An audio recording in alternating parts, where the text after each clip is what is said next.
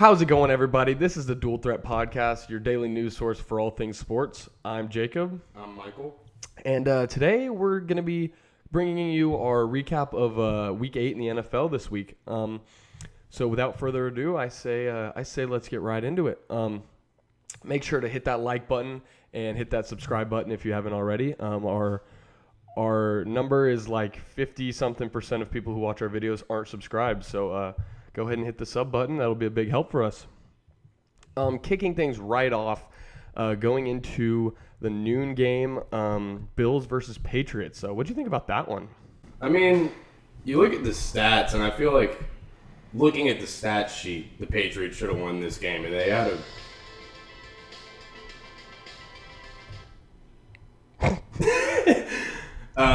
You're looking at the stat sheet, I feel like the Patriots should have won this game, but I mean, they had the chance at the end with the Cam Newton fumble, and this is actually the first time that the Bills have beat the Patriots since 2016. And I don't think it came at the hands of Josh Allen. It really came at the hands of Devin Singletary and Zach Moss. I mean, they combined for 167, and Moss had 2 touchdowns to help out with that. And Josh Allen also had a rushing touchdown. But when it comes to passing the ball, Josh Allen didn't really look that solid. I mean, he had 154 yards, but he only threw the ball 18 times, and he had 1 interception. So from a passing standpoint, it wasn't a very solid game for the Bills, but I guess their defense at the end, getting that fumble with Cam Newton, was just enough to push them over the edge. Yeah, absolutely. I mean, you look at it. Josh Allen, like you said, threw the ball 18 times. It seemed like the Bills' game plan coming into this game was stay away from the Pats' corners because their DBs are definitely the strong suit of that defense. And so, yeah, like you said, they just ran the ball all game long. Diggs had 92 of Josh Allen's 154. But, yeah, Josh Allen did not look great, 11 for 18, 154 and a pick. He did get that rushing touchdown, and it seemed like his best throw of the day was chucking the ball into the wall after that rushing touchdown because he did not look great throwing. But, yeah, they come out on top. Defense makes a huge play getting Cam to fumble. And, yeah, I mean, Patriots had a chance. They were on the 10, 12-yard line-ish. Easy field goal to tie it, send it to OT, and Cam put the ball on the ground, which you really just cannot do in that situation. Yeah, the Patriots don't look good.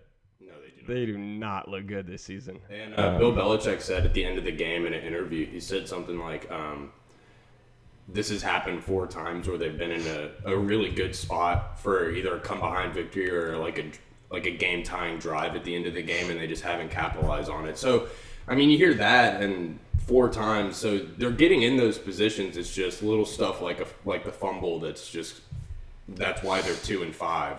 And so I guess it's a good thing that they're at least getting in those positions, but especially like against a good team like the Bills, 6-2, you have to capitalize on those or you're going to lose the game like they did yesterday. Yeah, absolutely. You look at week 2 against the Seahawks, they lost 35-30. And I don't know if you remember from that game, but Cam Newton had the ball. They put it in his hands to run. They were on like the 2-yard line, 4th down, end of the game, biggest situation of the whole game, and they couldn't get it done. Yeah, Seahawks got a stop that seems to be few and far between for that defense this year. All right, next up we have the Titans at the Bengals. Bengals coming out of this one with a 31-20 win. Titans offense couldn't really get much going. They had 7 points through the first 3 quarters. What'd you see in this one?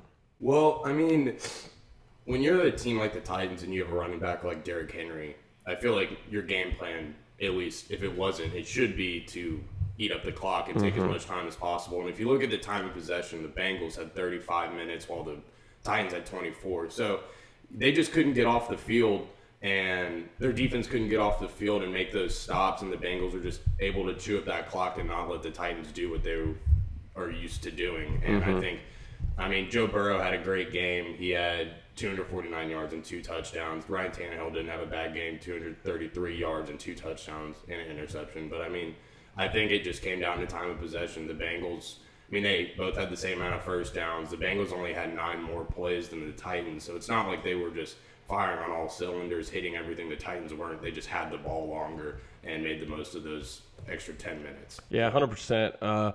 In a game where there's only one turnover, the stat sheet really tells the whole story. And yeah, you're totally right. Winning by 11, Cincy had one big interception, and other than that, there were no turnovers in this game. And so that seemed to be the difference maker. And they were able to capitalize and put up that 11-point victory. Yeah, another thing though is that the Titans really had a problem getting to Joe Burrow. They actually had 0 sacks on the day, and the Bengals were also playing with 4 backup offensive linemen. So if you're a head coach looking at that, especially with the 4 backup offensive linemen, you're kind of wondering what your defense was doing wrong. Maybe should they bring more pressure, or need to switch up maybe from like who's on the field from like a personnel standpoint. Personnel standpoint, because I mean, if you're not getting to the quarterback at all, and then you add up that they have 4 starters out on the offensive line, that's just, you're never going to win a game doing that. So yeah, and you look at a guy like you look at a guy like Jadeveon Clowney, who was drafted as to be a compliment to J.J. Watt. yeah, Didn't fit, had some contract issues, went to Seattle, didn't do much there, and now he's on the Titans team that sacked Joe Burrow 0 times with backup O-linemen. Like, he came into the league, everybody thought he was elite. He was on that Texans front 7 that was elite at the time, and he has just been struggling recently. I don't know what to make about that. But I mean, I don't know, because I don't know if you've ever watched a lot of Bengals games, but I'm a Joe Burrow fan, so sure, I do. Sure. And it looks like he's running for his life most of the time. Yeah. Because that offensive line is just, it's like running through paper, like I said in our last podcast. Like, you can't, it's not good. Right. And then maybe their backups are better. I doubt it. Yeah, but maybe they are. Or maybe it's just the Titans' D-line is just not all it's hyped up to be. So, I don't know. They definitely have some issues on the defensive side of the ball. I mean, they put up 20 points, so their offense, I mean, not like great, but it's not a bad performance. But like you said, they didn't get a single takeaway, and you're having trouble getting to the quarterback, so you're never going to have success there. Yeah, 100%. All right, going on to the next one. Browns Raiders in a 16-6 victory on the road for Vegas. Browns offense looked really, really, really bad. Jarvis Landry had a diving catch in the end zone that got called back. And that was pretty much the story of the Browns for that game. Super windy. I don't know if you saw those videos of the field goal kicker, the one that the Raiders guy missed at the very beginning. And it just curved all the way out of the uprights. But the Browns really struggled in this one. I mean, I get kind of the same point I made about the last game. The time of possession, the Raiders had 37 minutes and the Browns had 22. And so, you're just looking at that. The Browns obviously didn't have as much time to get anything going. And Derek Carr had a pretty good game. I mean, 112 yards, 1 touchdown. Baker Mayfield had 122 yards, no touchdowns. But if you look at their third downs, the Browns were 3 for 10 on third down, which, you're obviously not going to succeed being 3 for 10 because you're having to punt the ball. I mean, they kicked 2 field goals. And so you're in those positions to try and score touchdowns, and you're kicking field goals instead, and you're never going to, looking at the Cowboys, you're never going to win a game doing that. Right, yeah. And so I think just the inability to keep the offense on the field for the Browns is kind of what gave the Raiders the edge in this game. Yeah, for sure. Browns are just missing a lot of guys on offense. Nick Chubb being out is definitely a big struggle. Odell obviously being out is something that you don't want, even though he hasn't been super productive. Just the way the defense has to game plan for it and scheme for such an elite talent on the outside. Kareem Hunt only had 66 yards. They need to get some injury help because their offense is struggling. Yeah. right now. For sure. All right, going to the next game, Colts-Lions. Colts coming up big in this one, winning 41-21, moving them to 5-2 and moving Detroit down to 3-4. Kenny Golladay goes out in this one. He goes down in the first quarter, second quarter. Pretty early. And yeah, that even though they had a decent day on offense, they just weren't able to get anything, get enough going, and especially on the defensive side of the ball, they weren't able to contain the Colts. Yeah. No, I mean, you look at Phillip Rivers had a great game, 262 and 3 touchdowns. Matthew Stafford had an even better game, 336 and 3 touchdowns. It's just when you lose your star receiver, it's just harder to get those points on the board. And I mean, like you said, I feel like defense wasn't a very big factor in this game. Matthew Stafford got sacked 5 times, so that's something that's holding them back. And Phillip Rivers only got sacked twice. So I think just the lack of defense on Detroit's side is just kind of what pushed that over the edge. Because, I mean, you're not going to ever really win a game giving up 41. Like, it's going to be a rare thing. And also, Detroit needs to get their running game figured out. When Matthew Stafford has 10 total yards and he's the second leading rusher in the game, are they just not running the ball? I mean, they only had 13 carries. So it's like, you're playing from behind, so you're probably going to want to throw the ball more, but I mean, you're not ever going to be successful if you can't have confidence in your running backs and you're only giving out 13 carries split between 4 players. So, I mean, DeAndre Swift had 6 carries for 1 yard. You're averaging 0.2 yards a carry. Like, that's horrible. And so, I think that in order to win games, like, their passing game is obviously on a lock. Like, 336 and 3 touchdowns. But, I mean, you're looking at, I think they need to get their rushing game figured out if they have any chance of finishing the season with a winning record, because you're never going to be successful doing this. Yeah, 100%. 13 for 29 is just and again, yeah, they were down, but they were also up 7-0 in the first. And so 13 carries is like the first quarter for the Colts. They had 39 carries throughout the game. And so, yeah, it takes a lot of pressure off Matthew Stafford, makes him not have to throw 42 times. And they're just they just really couldn't get anything going. It feels like that's been kind of the Lions' MO recently. It's been injuries at running back with like Kerryon Johnson the past couple of years, and injuries at running back and just lackluster defense has kind of been their thing. And not to discredit the Colts at all, because they have a very solid defense. And obviously 39 carries for 119 yards and 2 touchdowns. They got a good rushing attack. And then Nyheim Hines had 2 receiving touchdowns. Right. Too, so yeah. So running backs had a pretty good game. Yeah, but overall just pretty dominant for the Colts in this one. Okay. Moving on to the next game, we have the Vikings and the Packers. This is one that didn't exactly go how I expected to.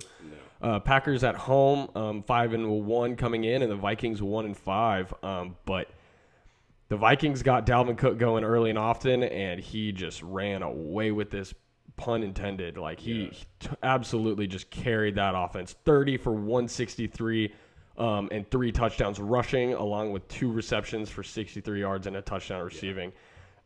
He was just absolutely just dominant in this game. There's nothing else to say, really. Yeah, no, I mean, it got to the point where I was wondering why they didn't just put 9 offensive linemen out there with the quarterback and Dalvin Cook and just give it to him, because Adam Thielen led their team with 27 reception yards and 3 receptions, and Justin Jefferson had 3 for 26. So, like, I mean, Kirk Cousins only threw the ball 14 times. They didn't need to throw the ball. Yeah. And Dalvin Cook, I mean, literally carried that team. I really thought the Packers were going to win once I saw that the Vikings could not guard Devontae Adams, which seems to be the story of their life.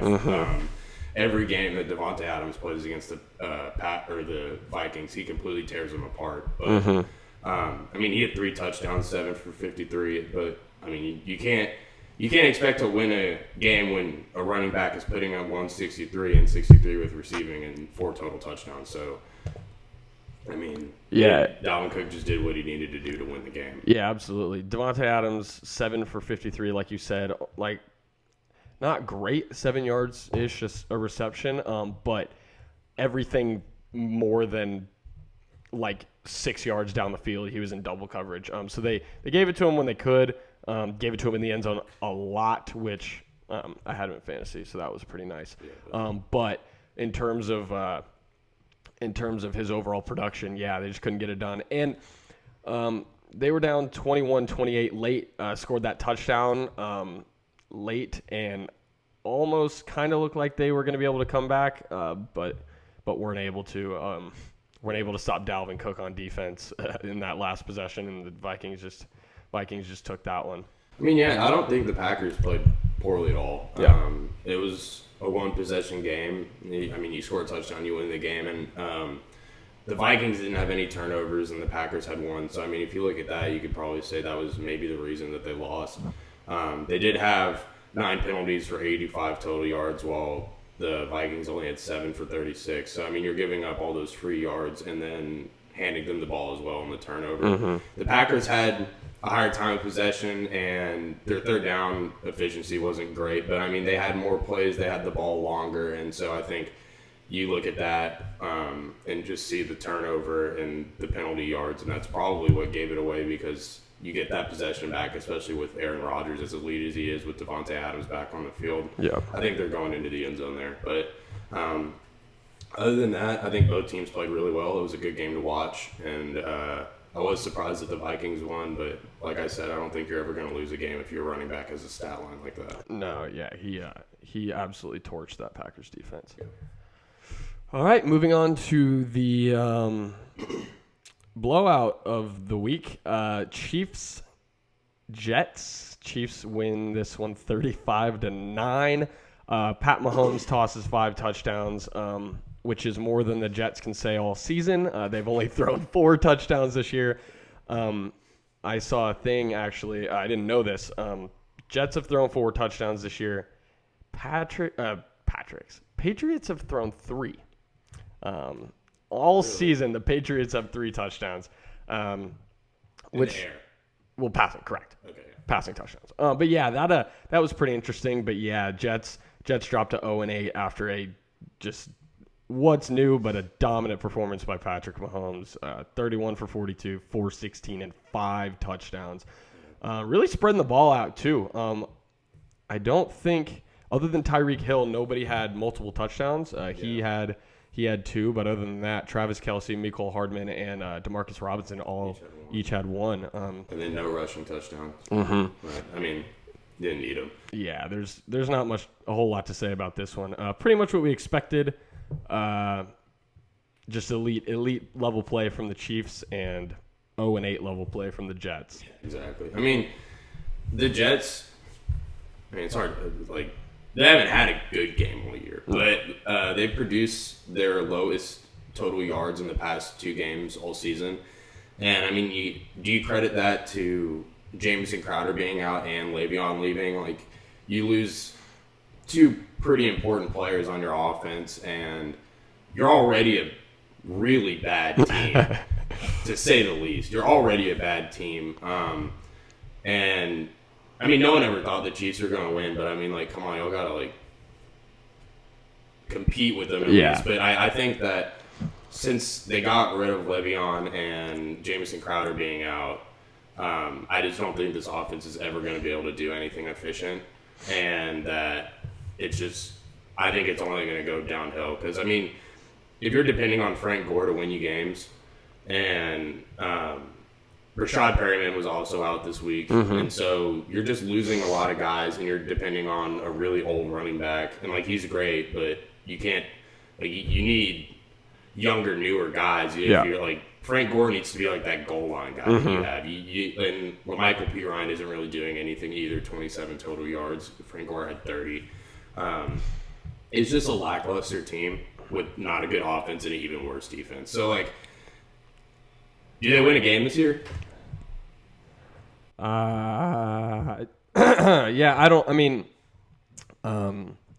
Looking at the rest of their schedule, Patriots twice. They honestly, with how bad the Patriots looked, may steal one of those if they get healthy. It was a 3-point game with the 6-2 Bills. I mean, yeah, but I mean, they don't look good, but like the Jets only lost to the Bills by 10. I don't know. I don't know. I mean, looking at like they play the Dolphins, I feel like that game could go either way. Although I don't know, the Dolphins look pretty good. We'll see. I don't know. I can't imagine they win a game this year, but don't think it's impossible. Probably not going to happen. Yeah. All right. Going on to the next game of the week, which if you watched our preview video, I made a pretty bold call on this one. Dolphins Rams. And I think if they can get a lead early, I don't know if I believe in Jared Goff to come back in this game here. But I could see it being close. But I'm going to take the Dolphins here just to spice things up a little bit. The Dolphins coming up with the upset, 28-17. In big part, if not in all part, to their defense, because Tua did not look good. 12 for 22, 93 yards and a touchdown. And to be fair, when your defense is scoring touchdowns or punt return touchdowns or an interception that they go down on the 1 and you just hand it off to your running back, he did pretty much all he needed to do. Didn't turn the ball over, which was huge because, well, aside from that first fumble in his first play, pretty much. Didn't throw any picks. Took care of the ball for the most part. And I think that was a story of the game. Rams had 4 turnovers. Miami had 2. And you look at the yardage. The Rams had 300 more total yards than the Dolphins did. They had 14 more minutes time of possession. The Rams had 31 first down to Miami's 8. But yeah, if you started the Dolphins defense in fantasy this week, you're happy because they had 2 touchdowns, 4 turnovers. They definitely won that game. Myles Gaskin for the Dolphins had 18 for 47 and 1 touchdown. But yeah, it was a pretty defensive game for the Dolphins. I mean, yeah, they have a top 10 defense, and I think it showed, obviously. I can personally say, at least to the best of my memory, I don't think I've ever seen a team have 300 less total yards than another team and win the game handily. And so, I mean, I didn't think Tua was going to do well. And he didn't do bad. Like you said, he did what he needed to do, 93 yards and a touchdown. I mean, the touchdown was a 3-yard pass to Devontae Parker. I think he was good. But I don't think they're going to win any games if he keeps performing like that. That being said, he wasn't on the field as much as the Rams were. Like Jared Goff is 355 yards because, I mean, he was on the field a lot more. And so if the Dolphins defense can carry them to wins like that every week, good for them, but I don't think that's going to happen. But yeah, no, I think it was a great win for the Dolphins. They proved that they were a top 10 defense and really showed out here. And I mean, their offense, I don't want to say it was bad though, because they didn't do a lot of bad stuff. They just weren't on the field. Right. I want to see a game where Tua is constantly on the field and gets a chance to prove himself, because after that fumble, he looked good. I mean, he didn't really look flustered a lot. There were times where you could see the inexperience showing, but I mean, other than that, he did what he had to do. And so I'm excited to see, hopefully, in another game where Tua is on the field. But yeah, no, if you have a punt return for a touchdown and then 2 basically pick sixes, right, down to the 1-yard line and then another pick six, you're gonna you're gonna win the game. And so no, like you said, very very good defense from the Dolphins. And I think personally good offense from the Rams, except the turnovers. I mean, if you look at the yardage output, it was great, but you just have to. If you take away those turnovers, I think the Rams win the game easily. Yeah, Jared Goff threw the ball 61 times. Cooper Kupp had 22 targets, 11 receptions on those. And yeah, they were just playing from behind, obviously throwing the ball a lot. But yeah, the Dolphins got up big and early. And if you remember from Friday what I said that if the Dolphins get up early, I don't think Jared Goff really has it in him to come back. And that's pretty much how it happened. He tried, gave it his best effort. 51 completions, 355 yards, and a touchdown, but those 2 picks. This game reminded me a lot of Saturday's Texas versus Oklahoma State game. Yeah. Oklahoma State had 250 more total yards, 17 more first downs than Texas, but they had 5 turnovers. And that it's like looking at stats. Yeah, I mean Oklahoma State seemed like they were the better team in every aspect, except they couldn't hold on to the ball. Yeah. That's pretty much exactly what happened here. Exactly. All right. Next up, we have the Steelers.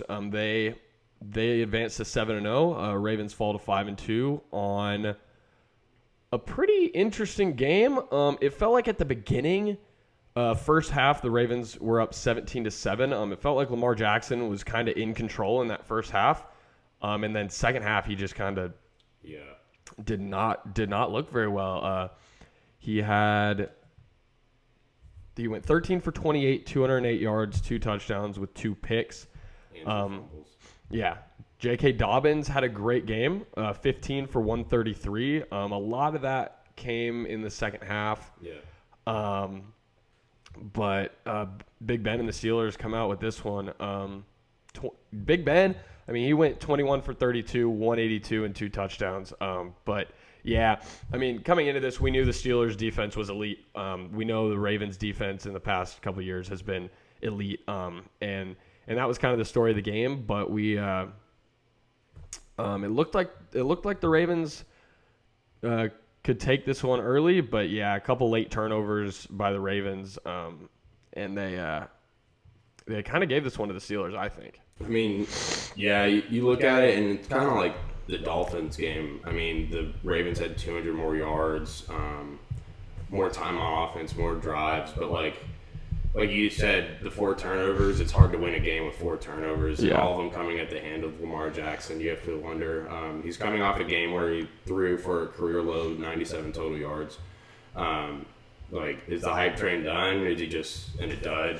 I mean, his stats other than the fumbles isn't like they're good. 208 for 2 touchdowns, but you have 4 turnovers, and you're just not getting those chances to score on offense. Because I mean, you have 4 turnovers and you lose by 4. So right. Those are 4 more possessions you have a chance to do something with, and I mean you're never going to get that chance if you're giving the other team the ball. And the Steelers defense did kind of come out to play. They had 4 sacks and 4 takeaways. So, I mean, you kind of have to credit that to their defense. And then you're starting with a short field every time you get a turnover. So it's just easy pickings for Ben Roethlisberger and a pretty solid offense, I feel like. Yeah, especially second half, they really took advantage of those turnovers, outscoring the Ravens 21-7 in the second half of the game. They really that one came down to the wire. Ravens had the ball late, put the ball on the floor, and Steelers were able to come up with the win. Yep. All right, moving on to an AFC West showdown between the Chargers and Broncos. Both came into this game 2-4. Really thought the Chargers had this one. Looking at it, 14-3 at half, 24-10 at the end of the third. But the Broncos put up 21 in the fourth, and they were able to come back. That seems like the story of the Los Angeles Chargers the past few years. Yeah, and especially this season. So this is actually the Chargers' 4th loss this season after leading by 10 points, and the 4th straight game where they've blown at least a 16-point lead. I have no advice for them. I mean, you're doing well. It's just you can't finish the game. Mm-hmm. And I mean, you're playing against a Broncos team who doesn't have Von Miller, Cortland Sutton, or Jarrell Casey, and that's why I expected Bronco to not really even get close in this game. I mean, Justin Herbert is having a really good year, except he threw 2 interceptions yesterday. Drew Lock showed out yesterday, 248 for 3 touchdowns. I mean, I really don't know how they lost this game. They just did. Yeah. I mean, I kind of stopped. I started watching the other games because they were up by so much. I was like, that's a lock. Like, we got that pick right. Right. But it's just like I don't know. I don't know what the Chargers need to do to maintain a 16-point lead and do differently. But I mean, if you're having at the time, what was it, 2-4 Broncos, come back from that deficit and you lose on a last play, I think you need to switch up either personnel or defensive game plan because that's just horrific. Yeah. And just like letting I mean, the Chargers aren't a great team anyways. They're 2-5 now, but you can't let a 2-4 Broncos team do that to you, especially once you shredded them for 30 points and then just to lose on the last play of the game. Yeah. Coming into this game, I didn't really expect Philip Lindsay to play, and he came out and just absolutely was as efficient as possible. It seems like 6 for 83 and a touchdown, had that big 65-yard run. And that's he kind of brings an explosiveness to that Broncos team that they don't have in a lot of other places. Melvin Gordon's a tough physical runner, but in terms of kind of bringing quickness and explosiveness, he's kind of past his age on that one. And Philip Lindsay is kind of that piece that they need. And then, yeah, like you said, 1 second left on the clock, that pass to KJ Hamler in the front right of the end zone, and him just being able to get inside, get down in bounds. That was for sure big. Yeah, I mean, like we said about the last couple games, you look at this statistically, I feel like the Chargers easily have this game. They had 28 first downs, the Broncos had 7. 84 total yards, total plays, the Broncos had 59. 485 total yards, the Broncos had 351. They had less penalties for less yards, and just one more turnover with 11 more minutes of possession. So like you look at that stat sheet and you say, well, obviously the Chargers win this game, but I really don't know what Drew Lock was able to do, but he did it and got it done. And so I don't know. I don't know what the Chargers game plan is going into this next week, but they need to change something. Yeah, for sure. All right, going on to the last. Well, not the last. One of the other mid-afternoon games. Saints Bears. Saints pull this one off in OT, coming out with a 26-23 win. What do you think about this one? I mean, as a Saints fan, I'm happy with the win, but the Saints just need to stop digging themselves into holes. This is their 4th consecutive come-from-behind victory. So, I mean, if you can keep winning, then keep winning. But you also have to look. The Saints were without Michael Thomas, Emmanuel Sanders, and Marquez Callaway. So, like, all those are pretty big receivers on the team. And I'm excited because they all have a chance to return next week. But, like, the Saints, their offense just looks kind of like a dud right now. Yeah. Drew Brees isn't throwing the ball deep anymore. There was this one drive where he threw, like, 3 or 4 straight 20-yard passes, and I think he went 2 for 4 or something, 1 for 4, one was a touchdown to Jared Cook. And so that kind of got me excited, like looking at the old Drew Brees again. I mean, he's not throwing like 60 yards, but throwing it down the field past the line of scrimmage at least, not throwing Kamara. I just think that their offense is starting to move a little slower and is a little lackadaisical, but it's efficient, but it's just you can't keep putting yourself behind in a game and expecting to win, even though you've done it 4 weeks in a row.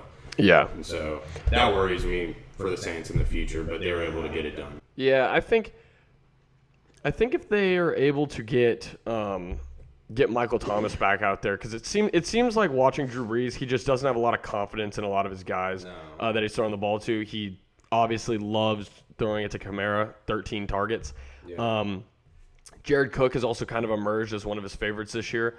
But, yeah, it seems like when he doesn't have that big reliable receiver, Michael Thomas, he kind of is a little gun shy to put it down the field. And I think if he's able to come back this week, I would love him for fantasy because it's been 8 weeks and I haven't been able to start him. But also, I think it would definitely help the Saints a lot and get their offense. Make them be a little more explosive and a little bit put a couple more points on the board early so they don't fall behind, like you said. Yeah, I mean, like, I don't expect you to know this, but like watching Drew Brees for a long time, he used to have a lot more confidence in his receivers, and especially when he had Darren Sproles. I mean, I don't think he's as good as Alvin Kamara, but he plays typically the same way, kind of that pass catching back. Right. And he would still throw it to Darren Sproles a lot, but you would see him actually going through his progressions. Now I feel like it's more of Drew Brees. He gets the ball and immediately looks straight to the right, straight to the left, and he's like, "Where is Alvin Kamara?" Or he either runs that little option route, like where he cuts down the middle. Right. Yeah. So I feel like Drew Brees, just once he gets Emmanuel Sanders and Michael Thomas back, at least he'll have like his two top guys. I feel like he really liked Traquan Smith. He had 7 targets and 5 receptions, but he's not really going super far down the field either. So I think once he gets his full receiver lineup, at least I hope he will start going through his progressions a little more and maybe have a little more confidence in those guys, and then that'll also cause the defense to probably switch up their the way they play against the Saints. Because like right now, if I'm a defense playing against the Saints, I'm playing straight man coverage and I'm blitzing a lot because Drew Brees obviously isn't taking the time to look at receivers. And if you're worried about Alvin Kamara either running it or catching it, then you need a man on him at all times. And if you blitz, then you try to stuff up the middle for Alvin Kamara. So once you get Michael Thomas and Emmanuel Sanders in there, then teams will probably have to shade a little more towards Michael Thomas's way because he is one of the best receivers in the league. At least he was last year. For sure. I haven't really seen him play this much this year, but I'm looking forward to that. For sure. All right, moving on to Seattle versus the Niners. Seattle comes away with this one, with a 37-27 win. It really wasn't that close for most of the game. You looking at it, fourth quarter, the Niners put up 20. But yeah, they it seemed kind of like a dud before that. Jimmy Garoppolo exits in the fourth quarter, and Nick Mullins comes in and honestly has a very solid stat line, 18 for 25, 238, and 2 touchdowns. George Kittle also left in the third quarter, maybe second, and Brandon Ayuk and Kendrick Bourne actually both stepped up on 10 and 11 targets. They each had 8 receptions. Ayuk had 91 and a touchdown, and Bourne had 81. And they were able to kind of be the focal points of that offense with Kittle being injured. But yeah, they for the most of the game, just the Niners offense could not get anything going. I mean, we talked about Seattle's defense last week, and I feel like it's really hard to say a team is improving while they gave up 27, but they did because the Seahawks have set an official record this year for the most yards allowed through 6 games. And I mean, they allowed a decent amount of yardage, but they got better. I think I said they were averaging 30 points allowed, and they got 27. So like they're showing some improvements. They had a takeaway, or how many takeaways did they have? I know they had 1 interception. Did they have any fumble recoveries? They had one fumble. So you have 2 takeaways. So you're obviously doing something right. But I just feel like a team is going to have to score 40 points against the Seahawks to have a chance because I think like they're the best. You can argue the Bucs maybe, but I think the Seahawks have the best offense in the league because it's a crazy stat line for someone every week. Although one annoying thing as a fantasy owner is I feel like Russell Wilson either only throws it to DK or only Tyler Lockett. And like you see Tyler Lockett, excuse me, you see Tyler Lockett coming off. Like I said, I think other than Julio's game against the Panthers, the best wide receiver performance that I've at least personally seen. And then he just has 4 receptions for 33 yards and 5 targets. But DK, 12 receptions, 161, and 2 touchdowns. And part of that was him breaking off that pretty long one, but still, like, To stop Seattle, you're going to have to stop two of the best, I feel like, receivers in the league. And they have both been solidly or consistently producing all year. And it just doesn't seem like there's someone who can really stop the Seahawks. Yeah. And so I thought the Seahawks defense was going to give away the win, but, 37 points is hard to beat. And so, especially with you have Jimmy Garoppolo exiting and George Kittle exiting. I don't know the severity of their injuries, but you kind of have to worry about the 49ers because they're already a banged-up team. Right. And so, if Nick Mullins can keep doing what he was doing, then I have a little less fear for them. But going on, I'm a little scared for the 49ers. Yeah, and a team that really got to the Super Bowl by running the football was 22 rushes for 52 yards. Jermichael Hasty did not have a great game. Tevin Coleman had 3 for 20, but that was pretty much the extent of the Niners' running game. Yeah. But yeah, I think the Seahawks' offense is just unstoppable. It feels like because it seems like every week the team game plans for whoever had the big game last week. Because Tyler Lockett obviously had the great stat line last week, insane game, and it felt like the Niners kind of game planned for that. But just either completely forgot about DK Metcalf or he just came out there and totally beat up on him. But even then, I don't know how you game plan for, say you double cover Metcalf and Lockett. That's 4 of your 11 guys. Yeah. And they still have DJ Moore and Will Dissly. They can beat you at tight end. They can beat you at even their third best receiver is really solid. And when you have Russell Wilson throwing the ball or running the ball, he can really just do whatever he wants out there. It feels like 27 for 37, 261, and 4 passing touchdowns.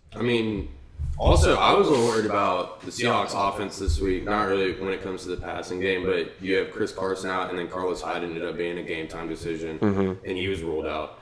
But DJ Dallas stepped up, and he had a really good game, actually. He had 2 total touchdowns, 1 rushing, 1 receiving, and, the average yards, he averaged 2.3 on 18 for 41, so that's not great. But, he did step up and score those 2 much-needed touchdowns to help put the Seahawks over the 49ers. And so he's emerging as a good back. At least he did in this game. And so once they get Carlos Hyde and Chris Carson back, I feel like this is going to be easily the most unstoppable offense in the league. Oh, yeah. I totally agree with you there. I don't think a lot of teams are going to be able to stop them. Yeah, for sure. It feels like last week Russ kind of gave that game away in overtime against Arizona, and I think that's how they're going to lose their games. Them losing it for the. I can't imagine they're going to get beat by too many teams when they put up 35 a game or whatever it is. Yeah.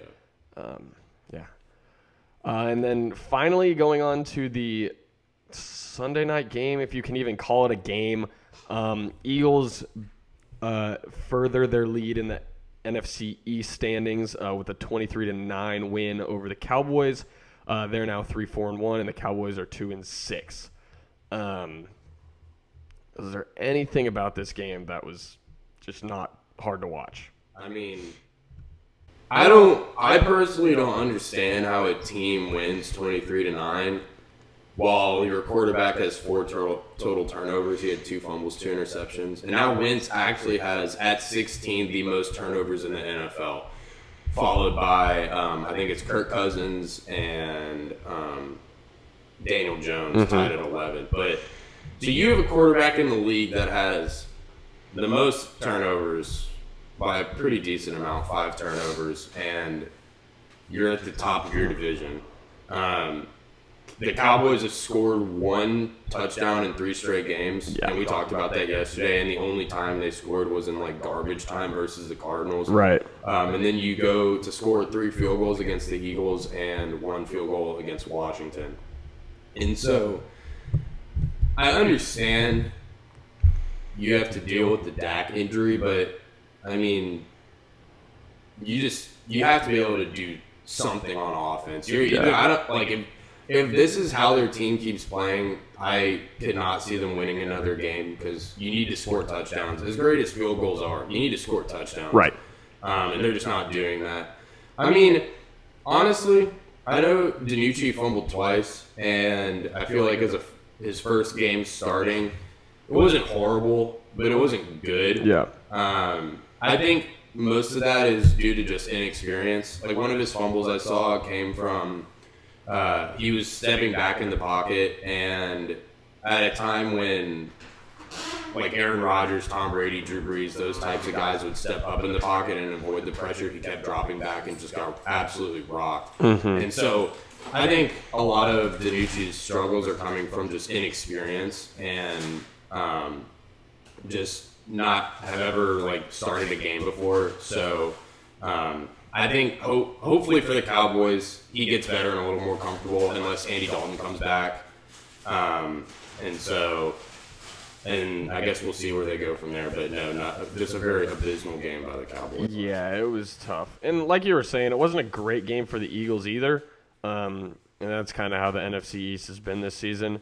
But yeah, it was tough. Tough to watch for sure. Yeah, it's like it feels like the Cowboys are just. I mean, Zeke had 19 rushes, which is obviously a lot, but it seemed like every time he was on the field, that was all they did with him was either rush or he wasn't there because Tony Pollard had more receptions, more receiving yards. Tony Pollard also had 7 carries for 40, which is better than on a yards per carry basis, better than Zeke's 19 for 63. Yeah. It seemed like they were using Tony Pollard, and the Cowboys had the ball down 9-15 late in that fourth quarter. They ended up fumbling, and the Eagles ended up scoring on it. But Tony Pollard was in the football game. It didn't make a lot of sense to me when you have Zeke, who is still obviously an elite talent, to sideline him. Yeah, he had that 3 fumble game against Arizona, or 2 fumble, I guess. But I don't get how you just sideline him in the biggest part of the game when it's a division game. The winner is literally in first in the division, and you can come away with that win. I don't get their usage of Zeke. I don't know. It doesn't make a whole lot of sense to me what the Cowboys are doing over there. No, I just think that whole team needs to get figured out because, I mean, they're just not good. Yeah. I'm sorry if you're a Cowboys fan. 100%. Your team just sucks. Yeah, even worse. By far, well, maybe not. Maybe the Seahawks might be close, but the worst defense, passing defense at least in the NFL. You look at fantasy and you're like, my receiver's playing the Cowboys. That's a guaranteed 25. Yeah. It feels like. And yeah, it's just Travis Fulgham actually had a pretty solid game for the Eagles, 6 for 78 and a touchdown in the second half.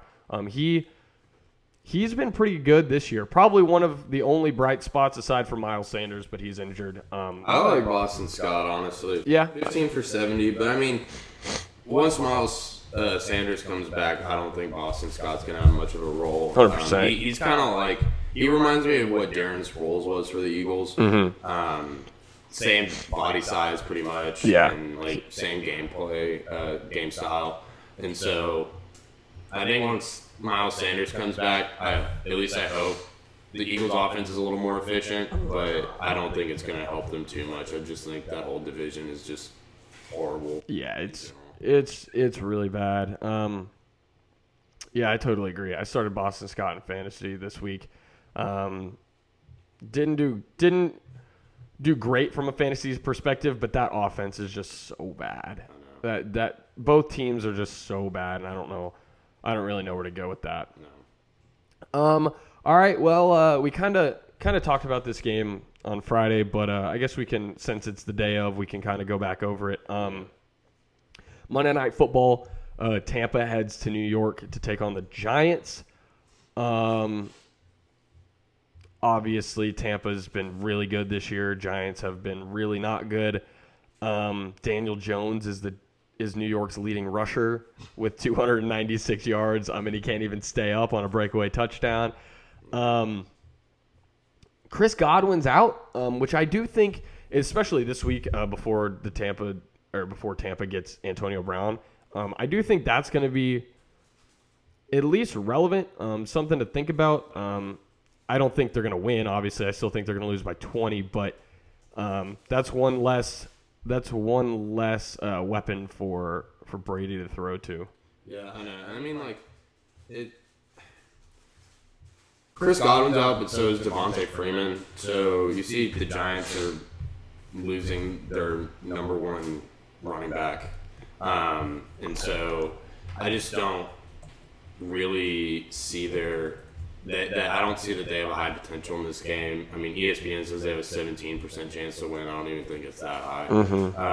Daniel Jones this year has 5 touchdowns and 7 interceptions, where you look at Tom Brady has 18 touchdowns and 4 interceptions.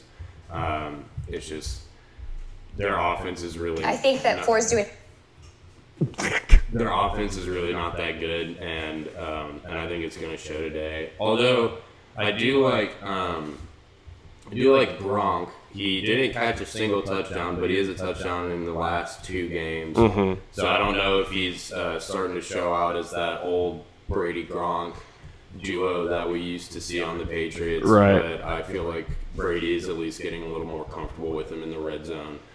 Even though Gronk has said that he's only there to block, he's obviously getting a little more targets and action near the end zone. So I think that's going to play a big part. And Scotty Miller's having a good year. And so I think you have Scotty Miller, you still have Mike Evans, he's playing, right? And then Gronk, I just don't really see the Giants' offense being able to outplay the Buccaneers' offense. Yeah, I agree. And you look at Scotty Miller's big games throughout the entire season, and they've all been games that Chris Godwin's have been injured. When he's there, he's kind of like obviously the third target and kind of gets put on the back burner a little bit. But he's leading the team in receiving yards over Mike Evans, over Gronk, I guess, over Godwin. Godwin's been hurt, obviously. But, he's 365 receiving yards on 22 receptions and 2 touchdowns. And I do think he's going to have a big impact in tonight's game because Mike Evans is just it feels like he either gets 150 yards on 8 catches and 2 touchdowns, or he gets 1 catch for 7 yards and just doesn't see, he's a non-factor in the game. But against a really, really, really bad Giants defense, I can't imagine he's going to be held at bay too hard. Yeah, no. And I mean, like, if you look at the Giants' last 5 games, they have lost to the 49ers, lost to the Rams, somehow lost to the Cowboys, somehow also beat Washington by 1. I mean, I just don't think either of those teams are good at all. Yeah. And then lost to Philly by 1. So, like, their only good competition they lose to by a decent amount. And their last 3 games against Dallas, Washington, and Philly, it's a 3-point game, a 1-point game, and a 1-point game. And yeah, granted, they win 1 against Washington, but like, I'm just saying, you see how they played against the 49ers. It's a 36-9 loss. And I think the Buccaneers are loads better than the 49ers, so I just think it's going to be an even worse game for the Giants. Yeah, I agree. I mean, I think kind of an underrated part of the Bucs this year is their defense has actually been pretty solid. Yeah. It hasn't been top tier elite, but they definitely have come up big in some spots and forced a bunch of key turnovers in big games. I think I'm starting their defensive fantasy because I just do not believe in Daniel Jones and the Giants. But I think the Bucs come out of this one big. I'm gonna predict the score. I think Tampa wins this one 31-10. 10? Yeah, I think 31-10. I mean, the Giants or Daniel Jones will throw a good pass, like 2 good passes the entire night, and one of them will go for a touchdown. I think maybe 35-10. I'm going 35-6. I don't think the Giants put up a touchdown. All right, well, I guess we'll see. If they do put up a touchdown, they're missing the extra point. That could happen. Yeah. That's funny. All right, I think that does it for this week's recap of Week 8 in the NFL. Overall, good week. everybody enjoy watching this Bucs beat down to the Giants. Make sure to follow us on Twitter if you haven't already, at Dual Threat. And also, I think we mentioned this in another video, but our podcasts are also on Spotify. And so if you can't take a watch or whatever, you can only listen, then make sure to go follow us on Spotify, as we just post the audios of all these videos there. And I think that's it. We will see you tomorrow for our next video, and peace out. Peace.